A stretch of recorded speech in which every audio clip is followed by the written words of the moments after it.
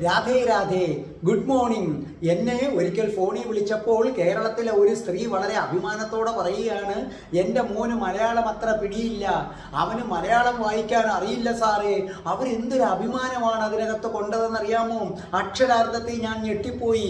ഒരിക്കലും ഒരു തമിഴൻ പറയില്ല, അവൻ ഡോക്ടറാകട്ടെ എഞ്ചിനീയർ ആകട്ടെ എത്ര ഉയരത്തിലിരുന്നാലും അവൻ എനിക്ക് തമിഴ് വായിക്കാൻ അറിയില്ല എന്ന് പറയില്ല. അങ്ങനെ പറഞ്ഞാൽ അവന് നാണക്കേടാണ്, അവൻ്റെ ശിരസ് കുനിയും.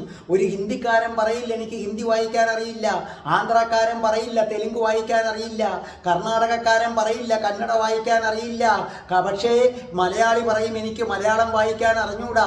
തമിഴനും ഹിന്ദിക്കാരനും ഒക്കെ തമിഴും ഹിന്ദിയും വായിക്കാൻ അറിയില്ല എന്ന് പറയുന്നത് നാണക്കേട്, അഭിമാനക്ഷതമായിട്ടാണ് എടുക്കുന്നത്. പക്ഷെ മലയാളിയാകട്ടെ മലയാളം വായിക്കാൻ അറിയില്ല എന്നത് വലിയ ഗമയായിട്ടാണ് എടുക്കുന്നത്. നമ്മുടെ UK-യിലെ ആശ തന്നെ ഇംഗ്ലീഷിൽ കവിത എഴുതുമ്പോൾ ഞാൻ ചോദിച്ചു, ഇത് ആര് വായിക്കാനാണ്? മലയാളത്തിൽ എഴുത് കവിത, മലയാളത്തിൽ എഴുതിയിട്ട് കുറച്ച് കവിത ഇംഗ്ലീഷിൽ എഴുത്. അങ്ങനെയാണെങ്കിൽ കുഴപ്പമില്ല. ചില മലയാളികൾ സംസാരിക്കുമ്പോൾ എത്ര ഇംഗ്ലീഷ് വാക്കാ വരുന്നത്. അപ്പോൾ ഒന്നുകിൽ അതിനെയാണ് മംഗ്ലീഷ് എന്ന് പറയുന്നത്. ഒന്നുകിൽ നിങ്ങൾ ഇംഗ്ലീഷിൽ സംസാരിക്ക്, അല്ലെങ്കിൽ നിങ്ങൾ മലയാളത്തിൽ സംസാരിക്ക്. ഇവർക്ക് അങ്ങനെയല്ല, മലയാളം സംസാരിക്കുമ്പോഴും ഇംഗ്ലീഷ് വാക്ക് ഇടയ്ക്ക് വരും. എന്തിനു വേണ്ടി? പൊങ്ങച്ചം കാണിക്കാൻ വേണ്ടി. എനിക്ക് ഇംഗ്ലീഷ് അറിയാം, മലയാളം വഴങ്ങുന്നില്ല എന്ന് കാണിക്കാൻ. മലയാളിയുടെ വിവാഹത്തിനുള്ള ക്ഷണക്കത്താണ് മറ്റൊരു പൊങ്ങച്ചം എന്ന് പറയുന്നത്. മലയാളി ഇംഗ്ലീഷിലാണ് ആ എഴുത്തുകളൊക്കെ തയ്യാറാക്കുന്നത്. അല്ല, ഞാൻ അറിയാൻ വയ്യാഞ്ഞിട്ട് ചോദിക്കുകയാണ്, നിങ്ങൾ കല്യാണം വിളിക്കുന്നത് ഈ മലയാളികളെ അല്ലേ? യൂറോപ്പിൽ പോയി സായിപ്പിനെയാണോ? അങ്ങനെയാണെങ്കിൽ നിങ്ങൾ ഇംഗ്ലീഷിൽ എടുത്ത് അച്ചടിക്കുന്നത് നമുക്ക് മനസ്സിലാക്കാം.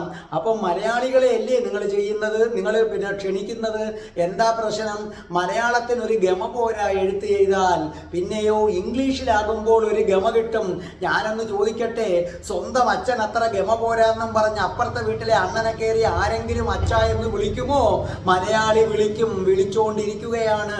എത്ര സുന്ദരമായ ഭാഷയാണ് മലയാളം. കടൽ എന്നതിന്, കടൽ എന്ന് കേൾക്കുമ്പോൾ ഉണ്ടാകുന്ന ഒരു വികാരം നിങ്ങൾക്ക് സി എന്ന വാക്ക് കേട്ടാൽ ഉണ്ടാകുമോ? പ്രണയം എന്ന വാക്കിന്റെ ലഹരി തുളുമ്പുന്ന, സൗന്ദര്യം തുളുമ്പുന്ന ഒരു ഇംഗ്ലീഷ് വാക്ക് നിങ്ങൾക്ക് ആർക്കെങ്കിലും ചൂണ്ടിക്കാണിക്കാൻ പറ്റുമോ? അതുകൊണ്ട് പ്രിയപ്പെട്ട മലയാളികളെ, എനിക്ക് ഒന്നേ പറയാനുള്ളൂ, നിങ്ങൾ എന്നാണ് ഇനി നിങ്ങളുടെ വിവാഹത്തിന്റെ ക്ഷണക്കത്തെങ്കിലും ഒന്ന് മലയാളത്തിൽ നിങ്ങൾ അച്ചടിക്കുന്നത്? നിങ്ങൾ സ്വന്തം അച്ഛന് ഗമ കുറഞ്ഞതുകൊണ്ട് അപ്പുറത്തെ വീട്ടിലെ അണ്ണനെ കയറി അച്ഛാന്ന് വിളിക്കല്ലേ. മലയാളത്തെ സ്നേഹിക്കൂ. മലയാളം ഒരു നല്ല ഭാഷയാണ്. മലയാളി മലയാളം പറഞ്ഞില്ലെങ്കിൽ പിന്നെ ആരാ പറയുന്നത്? Good morning. രാധേ രാധേ, ഓ രാധേ രാധേ, രാധേ രാധേ, ഓ രാധേ രാധേ.